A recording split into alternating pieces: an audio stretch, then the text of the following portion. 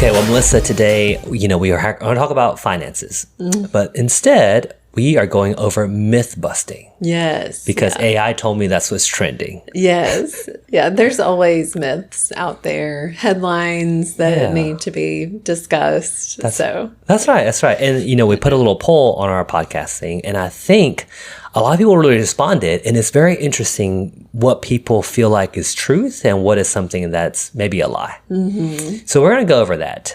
And then when we debunk it, we're going to go over maybe even a little bit of maybe why we are always looking for something. Mm-hmm. Right? So let's actually start there. It's almost like every 6 weeks, there is something new, right? Mm-hmm. There's another trend, another drug, another supplement, another...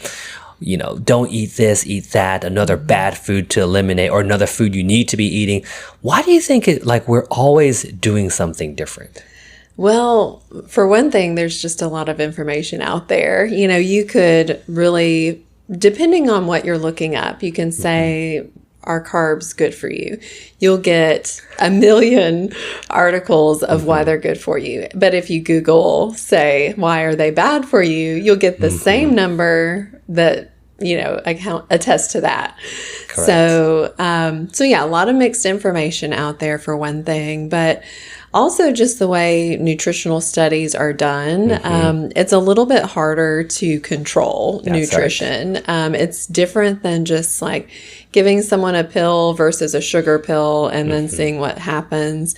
Nutrition is very different, and everybody's body handles it a little bit different. Yeah. So there's lots of different factors that go into that. So it's really hard to, do good randomized controlled studies to really prove a point when it comes to nutrition. Absolutely. Yeah. You just nailed everything I was going to say, Melissa. You're exactly right. I mean, from the pandemic, we also realized human behavior is something that is so hard to control for, right? And with a lot of these nutritional studies, you're looking for patient reporting, right? So how do you know this person was on a low-fat diet or a high-fat diet? You're just whatever they think. And they may be right, they may be wrong, they may have eaten low fat for a week and completely fell off the wagon the next week. So it is very, very hard. Still reporting it. Exactly, because they want the researchers like, okay, I don't want you to feel like I'm cheating. Yeah. And so it muddies the water. And in fact, like you said, Stanford, Dr. Ioannidis, he's one of the most published guys in Stanford. He did a trial where he just took, let's say, walnuts. Are they good? Are they bad? And in these studies, you're pulling from a big database of patient-reported stuff, right? And you can control for things like age, gender, wealth, And when he did that, let's say he controlled for only age and gender, it would say walnuts good. He added in, let's control for wealth or socioeconomic status, it said walnuts are bad. Then so he ran this simulation and literally 10,000 times, and every single time it was all over the place. And so essentially, it's like you said, most nutritional headlines that come out are just probably not so right. Yeah. So when you're looking at nutrition, kind of look for trends in a way, right. And not what's trendy, but if there is or are more articles, peer-reviewed, legitimate sources that are agreeing on a certain topic. Correct. You may see that they're onto something. Now, is it the end all be all and that's the answer to all your nutritional concerns? Maybe not for you. You may have to work with someone more closely.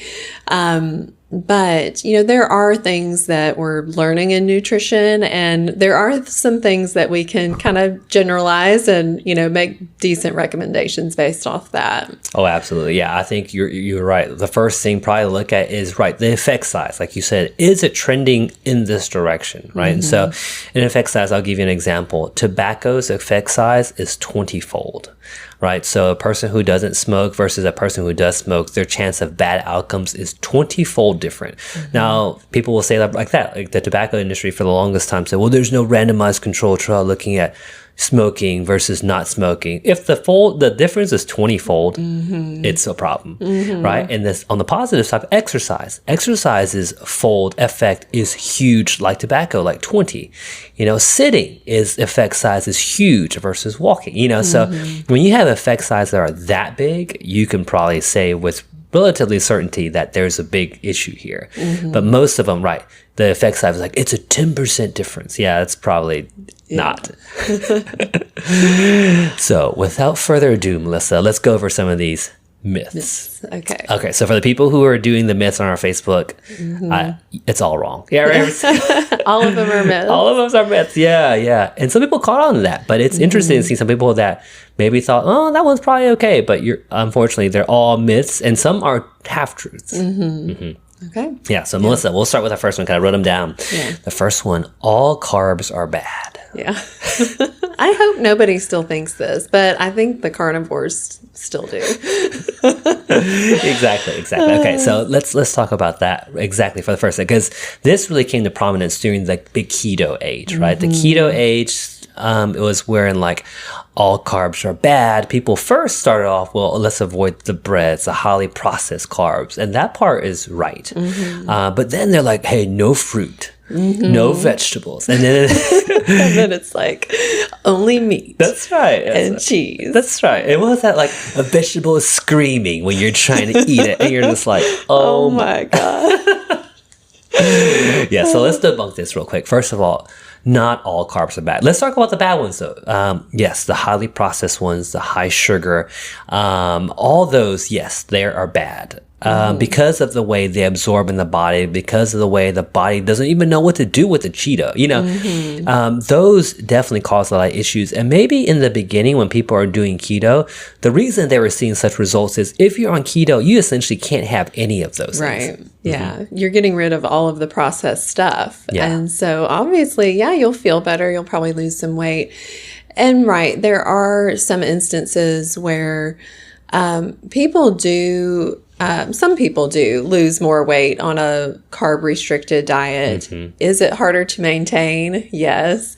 Usually when people do go from low carb to say back to, regular eating, it's harder to maintain just because it was kind of a quick way to get some weight off. But, for the most part, villainizing carbs is not the way to go. Absolutely. We need carbohydrates. And really kind of depending on what recommendations you look at, anywhere from like 50 to 65%, kind of depending of your daily calories is good to be carbs. Right. And we want those from good sources like fruits, vegetables, whole grains, beans, those types of things. But, yeah, we don't want to eliminate those. Yeah, exactly. Because, and then, like you said, it depends on you, right? So let's say you're a runner, Melissa, or you used to run long distance. If you had no carbs, you would die. Yeah. There's just a point where, you wouldn't function as well. Correct. Especially for someone who's active. And, there are situations where, maybe somebody does do a little better on a little, more carb restricted diet. But even then, you don't want to miss out on essential nutrients because you're just limiting a macronutrient. Absolutely. If we cut out the whole grains, cut out fruits and vegetables, what else are we missing out on? Right. All the fiber, all the phytonutrients, all these things that we wouldn't get from just meat and cheese, Yeah. So there's lots of things that we miss out on. And so we have to look at the whole picture. When someone say losing weight because they're on a low carb diet, but then we say check their cholesterol levels and they've skyrocketed because they're lacking in fiber and they have upped their, fat intake, saturated fat. that combination can set you up for worse heart health in the future, potentially, even if you are seeing some weight loss in the short term. Yeah, and exactly. And I think for people who are doing maybe some of these bigger restrictive, like leaving out entire food groups type of things, getting your yearly checkup to see how your cholesterol is doing. And sometimes I'll even draw ApoB lipoproteins to better understand what's happening, to give you a better risk factor. But yes, you do want to keep an eye on that because it might work for some people. It might not work for others. And this might be a big plug for that too. For people who, let's say their main diet was processed food, processed sugar, eating out all the time, if they do a lower carb diet, they would probably see a big effect because they were eating so much of it. But for somebody who's like normal BMI or already eating pretty healthy, that processed carbohydrate problem was not a big part of their diet already. If you eliminate it, you probably won't see that much. And so, like you said, these are to villainize an entire, not even a food group, entire macronutrient. That obviously can become problematic. And so this will be, again, a big myth, or maybe just partial truth. Yes. All right. So we are moving up into things that I put it in an order of things that are just ridiculous.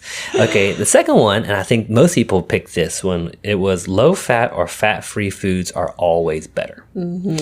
And we know that's probably not true. Yeah. Do you remember in the 90s, there was like this big push for like everything fat free, and it was all like diet food. Yes. I remember like all the fat free stuff and low fat and no fat, and everybody thought that was the ticket to like getting healthy, losing weight. And we found that wasn't the case. No. And in a lot of those foods, they replaced the fat with something else, usually sugar, because we still have to make it taste appealing. Right. So they would add other things when they cut out the fat to make it still appealing and make people want to buy it and consume it. But that creates more problems. A plus, Melissa. Yes, exactly. I remember like the commercial, like, I can't believe it's not butter. Yes. Butter. Yeah. And it is, I guess, another pitfall of a lot of nutritional science is things that sound like it makes sense in a laboratory do not always make sense in human beings' bodies, right? And so, man, Melissa, we've been having technical difficulties. We're back. Yeah. So I think we were cut off on fat, right? So fat, obviously, a big macronutrient. You cannot, you need fat. Our body was designed to take fat, to use fat. And so when you villainize it, it may make sense in your brain that, hey, yes, we're trying to get rid of fat, cholesterol accumulation, but actually it doesn't work so well.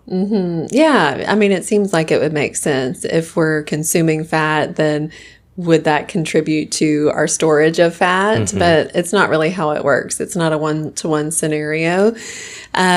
So our fat accumulation in our body is based off of our total energy consumption versus our energy expenditure. And so, but that's a balance of all of our macronutrients. And those are your protein, carbohydrates, and fats. So, but all of those work well together. We need all three. Not one is better than the other. That's know, right. so you can't cut out the carbs and only focus on protein or vice versa. You know, we need all three. Exactly. And I think we've got enough studies now showing that people who fat restrict or a low fat diet, they don't exactly have lower heart attack risk and stuff like that. And like I said, fat's important for hormone production, for the cell membranes and stuff like that. So choosing probably the right, maybe the thing is the right fats, right? So choosing the right fats, that will be very, very important to try to make sure that your body is using the ones that it needs and avoiding things like trans fats or the ones that are like highly processed. Exactly. Yes. All right, Melissa, we are moving on because I don't think we got to, or maybe we were talking about this one, low fat versus fat free. Okay. Yeah, we did just that one. Wrap that one up. Okay. Right? Okay. Perfect. Yes. Eating fat makes you fat. Okay. Yes. Yeah. So that's a lot of fat. Yeah. Yes. So in the end of the day, like you said earlier, it's an energy balance thing. If you eat lots of fat to the point that your calorie is in excess, then obviously it can make you fat. But if you don't, let's say fat, for a lot of people, it makes them feel full, right? So let's say eat an avocado with salmon, they're really, really stuffed. They will lose weight. Yeah. So eating fat doesn't always make you fat. Right. Yeah. It's all about the energy in versus energy out. And that goes for all of our macronutrients. It's not like a consume fat and store fat type thing. Perfect. Now, Melissa, let's move on to our final two, because I think this is the one that people maybe struggle with. The first one is, can you spot reduce fat? And the answer is no. No. Don't we wish? We wish we could. Yeah. I mean, speaking of spot reducing, have you heard of Ozempic Butt? I saw it the other This day. is like trending now, Yes. 101. So yeah, we all know, and we've talked about this before, people are losing all kinds of weight with weight loss shots. And guess what? When you go on any type of calorie restriction, if you are losing weight because of that, Right. you'll lose weight all over your body. All over the place. And some people do store extra weight or fat in different areas. Some people are more prone to storing it around the belly. Some are more in the thighs and hips or whatever. So genetics has a little bit to do with that, even age Absolutely. and hormones and things like that.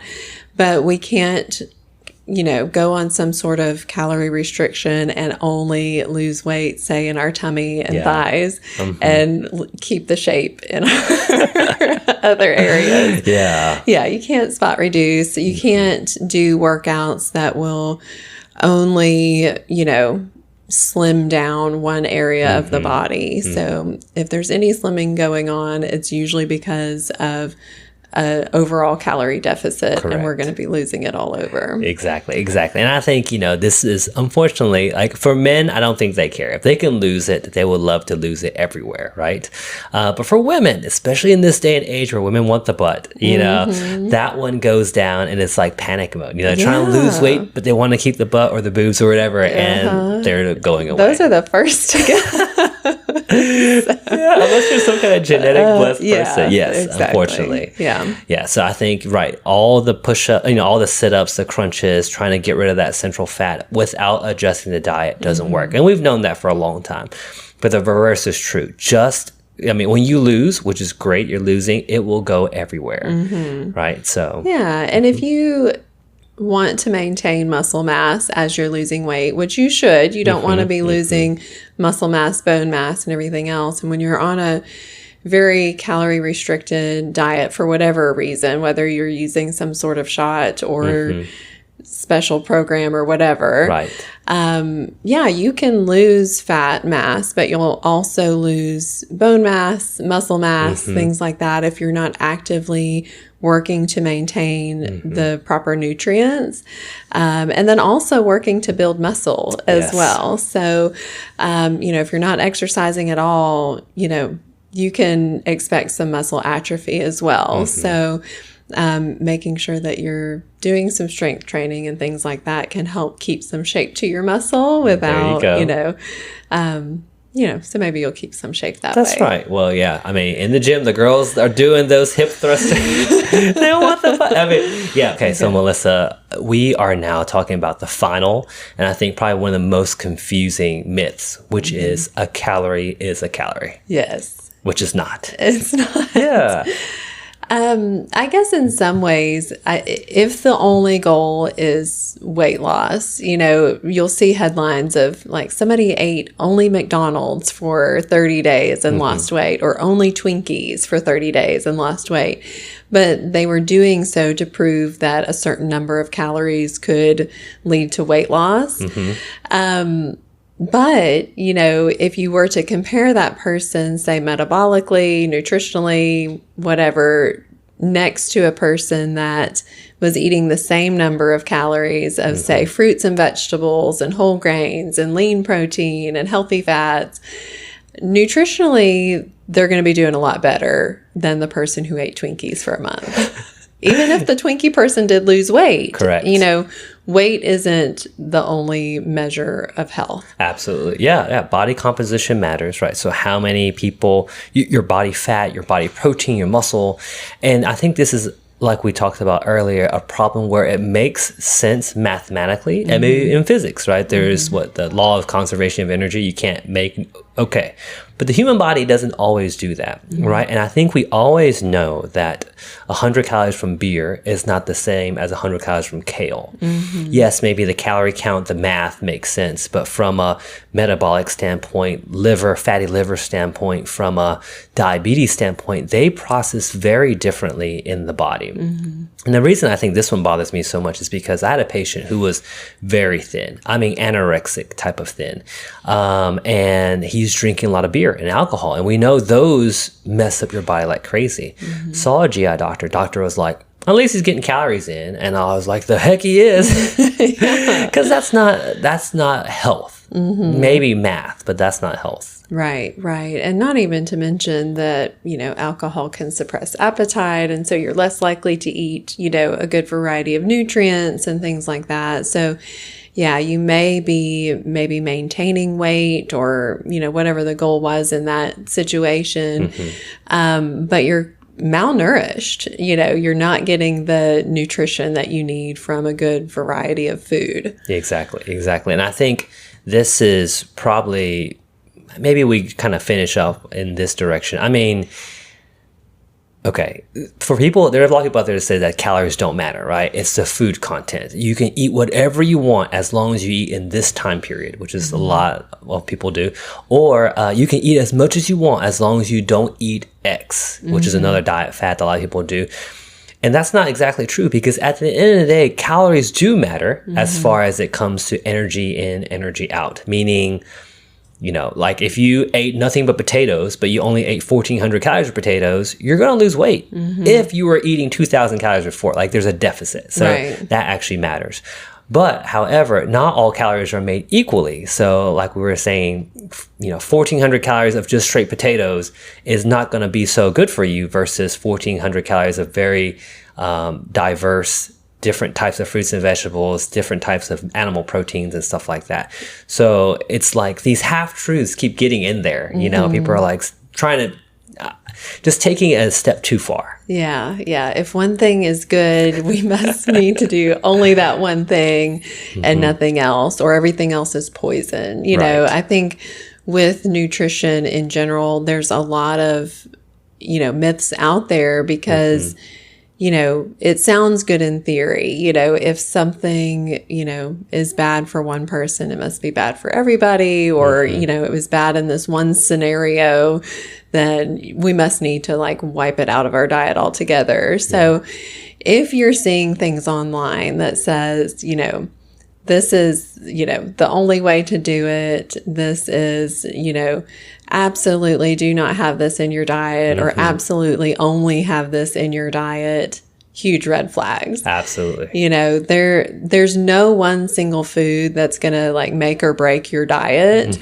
And if somebody is telling you, it's just a huge red flag. Yeah, exactly. And so I would say, when we started off this podcast, we talked about nutritional science and how it is so hard to find definitive answers that we can say confidently, because it's, like I said, it's constantly changing. I think that's why there's so many fads that come in. There's so many like, well, let's just do hormone therapy. Let's do cold plunging. Let's do all these other weird things that none of the centenarians do, but we keep doing because there's just so much uncertainty. So I think we should just actually wrap up with a couple of things that I would say we can say for certain, because of the effect size. We talked about that earlier.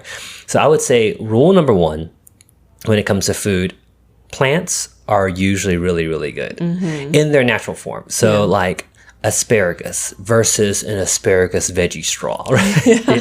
With asparagus powder. That's right. Yeah.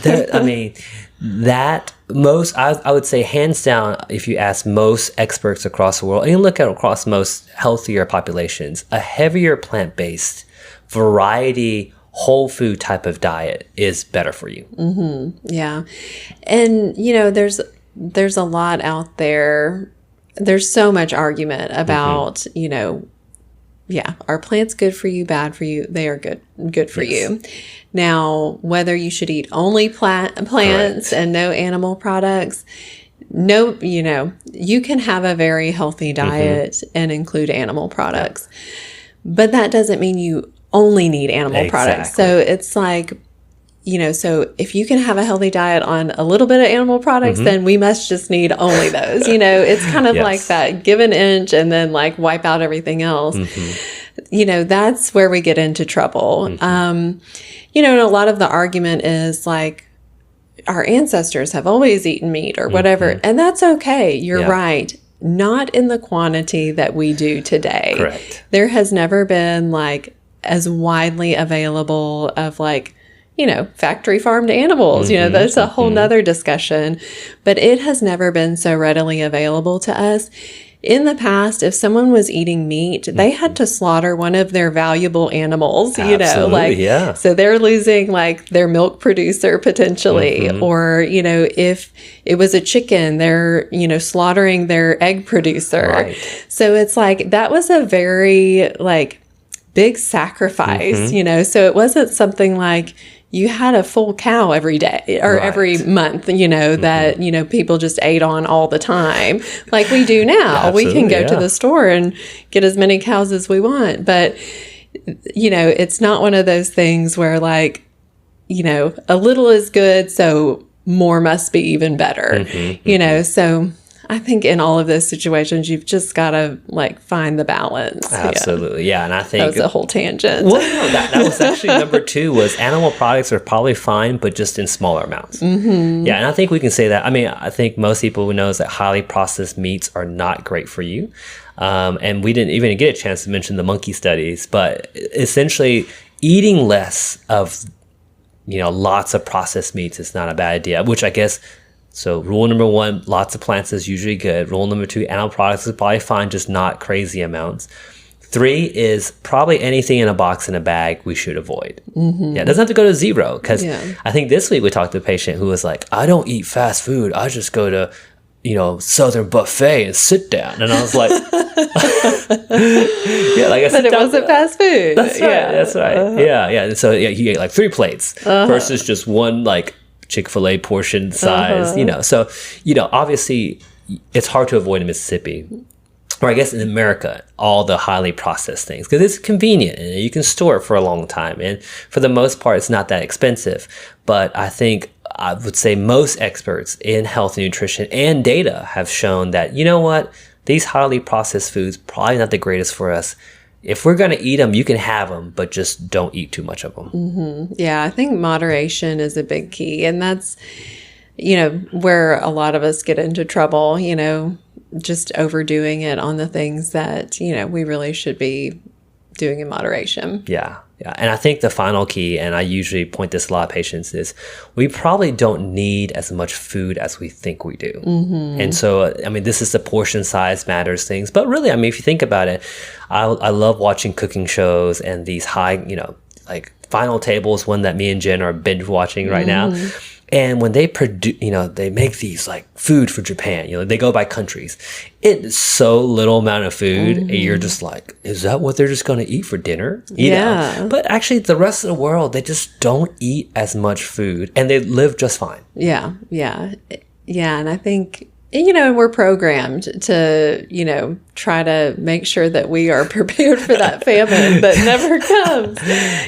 Our body is like hardwired to make sure that we don't starve. But a little bit of that is like a little bit of a mental game. We have to tell ourselves, we're not in a state of famine anymore. For most people in the United States, yes, there are,